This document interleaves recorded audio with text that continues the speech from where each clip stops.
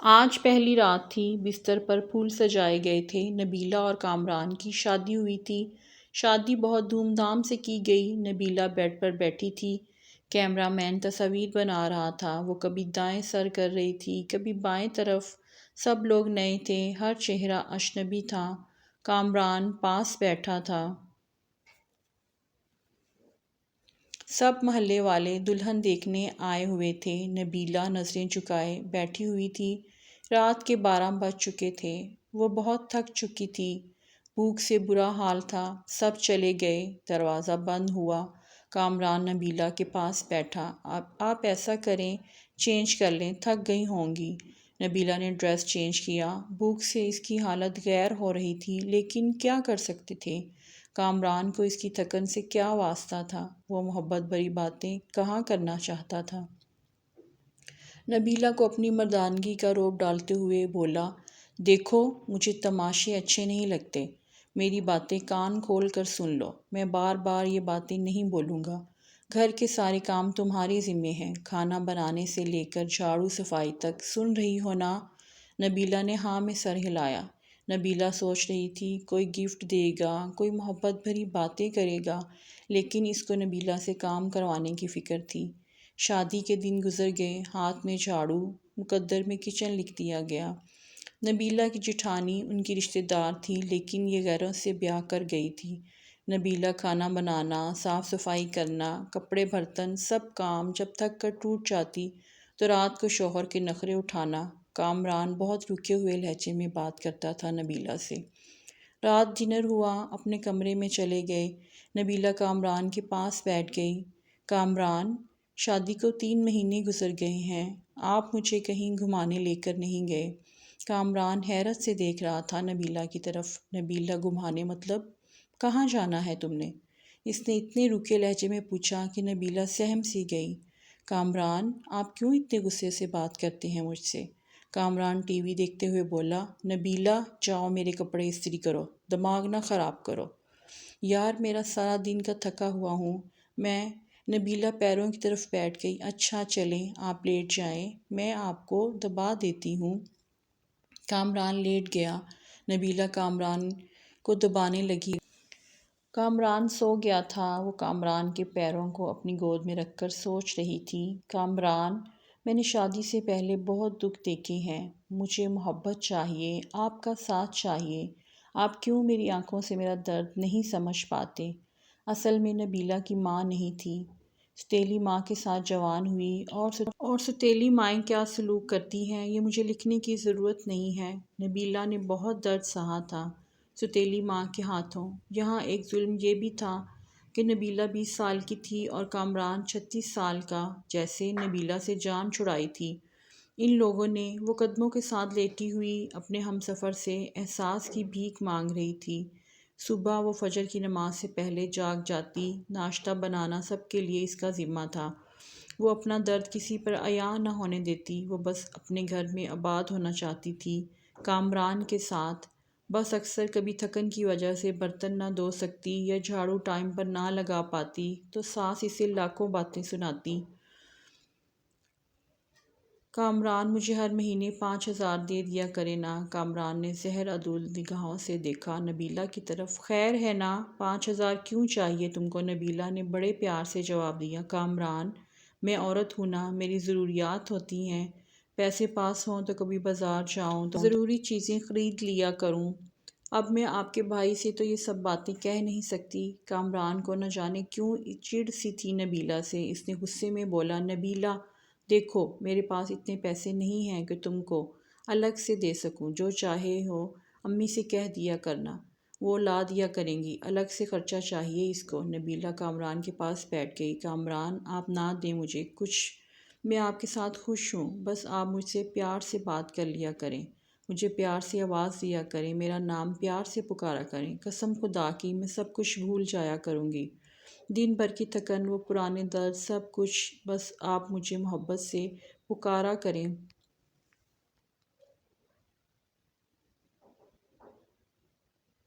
کامران نے وقتی طور پر مسکرا کر کہا، تو پیار سے ہی تو رہتا ہوں تمہارے ساتھ۔ نبیلہ ناز اٹھانے والے لہجے میں بولی، کامران، آپ نہیں نہ کرتے پیار سے بات مجھ سے، لیکن آپ بس غصہ ہی دکھاتے ہیں۔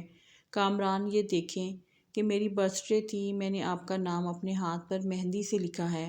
کامران جیسے بس بیزار سا ہو رہا تھا اس کی باتوں سے۔ نبیلہ پیار سے باتیں کر رہی تھی کامران سے، لیکن کامران دل ہی دل میں بول رہا تھا، کیا پاگل پلے پڑ گئی ہے میرے، اس کو کیا کہوں میں، نہ جانے کیوں بے رخی کرتا تھا وہ۔ انہوں نے نیا گھر بنانا تھا، گاؤں کے لوگ تھے۔ کامران نے نبیلہ سے کہا، نبیلہ آج رات اینٹیں آ جائیں گی، تم ہماری مدد کرنا، اینٹیں گھر میں پھینکنی ہیں۔ نبیلہ نے دن بھر گھر کے کام کیے، پھر رات کو وہ اینٹیں اٹھا اٹھا کر گھر میں پھینکنے لگی۔ رات کے 3 بج گئے تھے، کام ختم ہوا، اس کا جسم درد اور تھکن سے بے جان سا ہو رہا تھا۔ کامران لیٹ گیا۔ نبیلہ پاس گئی، کامران پلیز میرا سر دبا دینا، مجھے بہت درد ہو رہا ہے۔ کامران نے کروٹ بدلی، یار جاؤ پیناڈول کھا لو، مجھ سے دبایا نہیں جاتا۔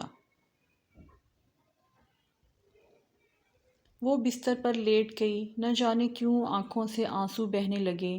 وہ رو رہی تھی، اس کو بہت درد ہو رہا تھا۔ وہ منہ پہ ہاتھ رکھ کر سانس روکنے کی کوشش کر رہی تھی۔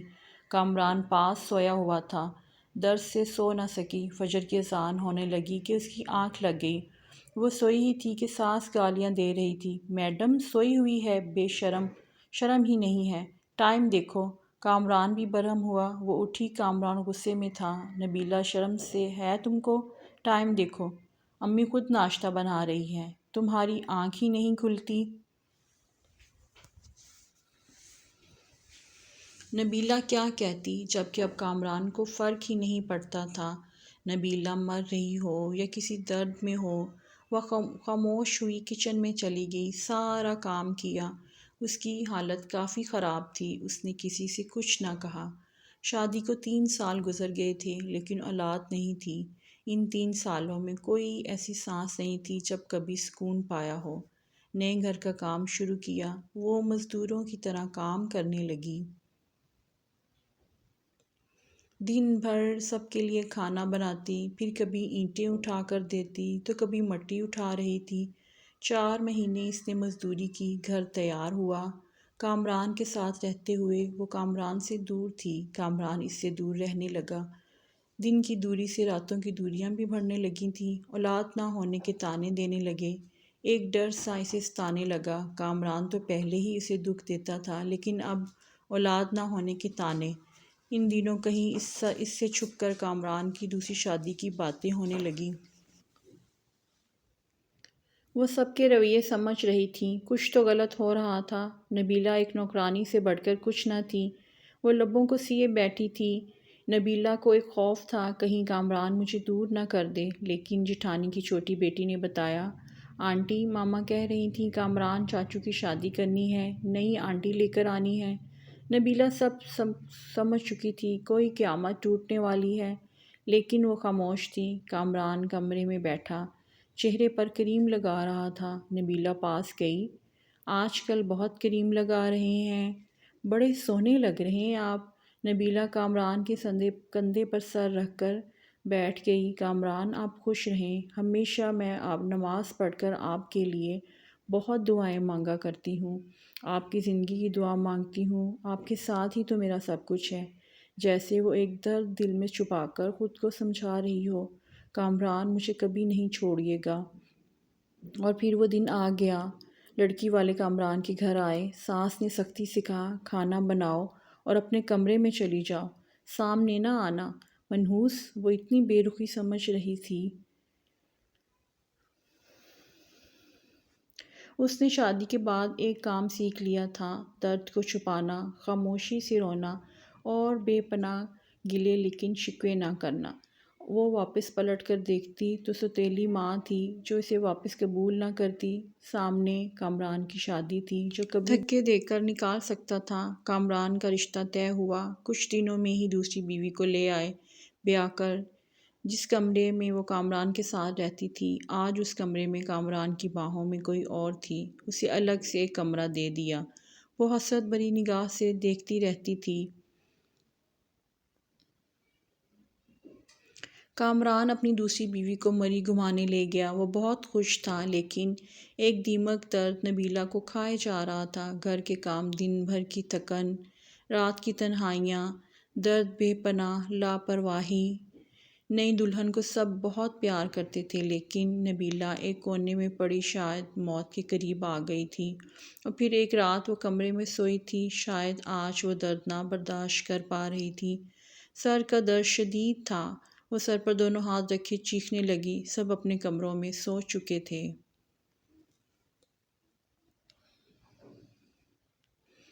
درد اتنا شدید تھا، برداشت نہ کر پائی۔ وہ کامران کو آوازیں دیتی رہی، لیکن کامران دوسری بیوی کی باہوں میں سو رہا تھا۔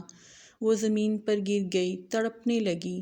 نہ جانے کتنی آوازیں دی تھیں اس نے، اور آخر وہ سکون کی نیند سو گئی۔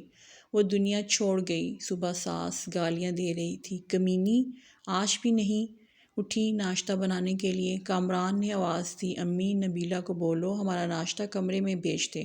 ماں نے گالی دی، وہ منحوس سوئی ہوئی ہے، ابھی تک سونے دو، آج اسے کوئی نہ جگانے اس کے کمرے میں۔ وہ دوپہر کا وقت ہو رہا تھا، سب اپنے کاموں میں مصروف تھے۔ لیکن ابھی تک نبیلہ کمرے سے باہر نہیں آئی تھی۔ آخر ساس کمرے میں گئی، دیکھا نبیلہ اوندا منہ زمین پر پڑی گری ہوئی ہے۔ ساس نے شور مچا دیا، سب اکٹھے ہو گئے، دیکھا وہ اکڑ چکی تھی۔ اس کی لاش کو چارپائی پر ڈالا، اس کے آنسو ابھی تک آنکھوں میں تھے۔ اچانک سے کیسے مر گئی؟ ان لوگوں نے اسے دفنا دیا، جنازہ ہوا، کوئی آنکھ نہ روئی تھی۔ ایک دن اس کمرے کی صفائی کرتی کامران کی دوسری بیوی نے دیکھا کچھ رپورٹ اور دوائیاں تھیں اس کے کمرے میں۔ وہ دیکھ کر حیران رہ گئی، اس کو برین ٹیومر تھا۔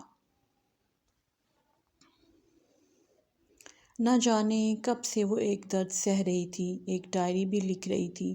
یہاں وہ اپنے درد لکھا کرتی۔ اس کی ڈائری کے پیچھے کچھ جملے، کامران مجھ سے دور روٹھا روٹھا رہتا ہے، میری طرف دیکھتا ہی نہیں۔ آج میں نے سارا دن مزدوری کی، کامران نے مجھے ٹھنڈا پانی پلایا، میں بہت خوش ہوئی۔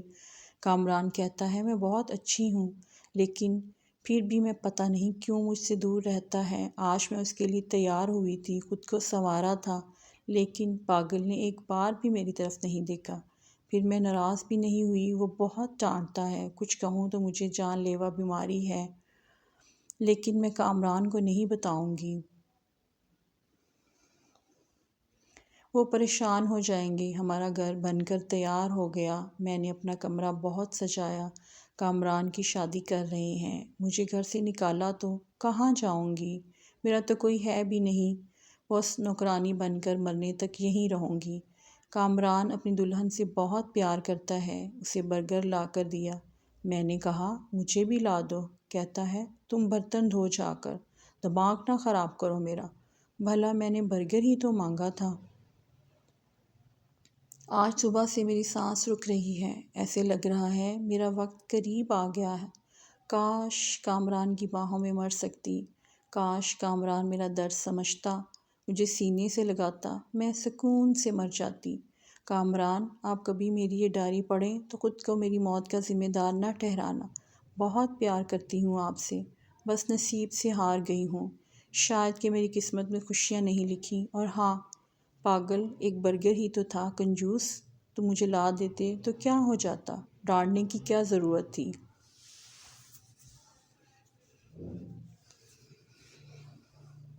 اپنی دوسری بیوی کا خیال رکھنا، میں تو نہیں ہوں گی، جب آپ کے ہاں اولاد ہوئی نا تو میری قبر پر ضرور آنا ایک بار۔ تمہاری نبیلہ۔ مجھے بہت درد ہو رہا ہے، اب لکھا بھی نہیں جا رہا۔ کامران، دل چاہ رہا ہے آپ کے پاس آ جاؤں، لیکن کے بعد سب کچھ ادھورا رہ گیا۔ نبیلہ خاموشی سے مر گئی۔ کامران ڈائری پڑھ کر بہت رویا، لیکن اب رونے کا کیا فائدہ تھا؟ وہ بیچاری نہ جانے کتنا روئی تھی۔ اس کی قبر پر قدموں کی طرف بیٹھ کر معافی مانگنے لگا، لیکن اب معافی مانگنا یا کچھ بھی کرنا، وہ کہاں لوٹ کر آنے والی تھی؟ ایسے نہ جانے کتنی نبیلہ آج بھی ہیں جو اپنے ہمسفر کی بے رخی پر جی رہی ہیں، جو درد سہتی ہیں، شکوہ نہیں کرتی۔ ارے بے قدرو، اپنی ہمسفر کو محبت سے دیکھ ہی لیا کرو، خدا کی قسم وہ ہر درد ہر دکھ بھول جاتی ہیں اس سے پہلے کوئی نبیلہ دنیا سے چلی جائے۔ آپ کو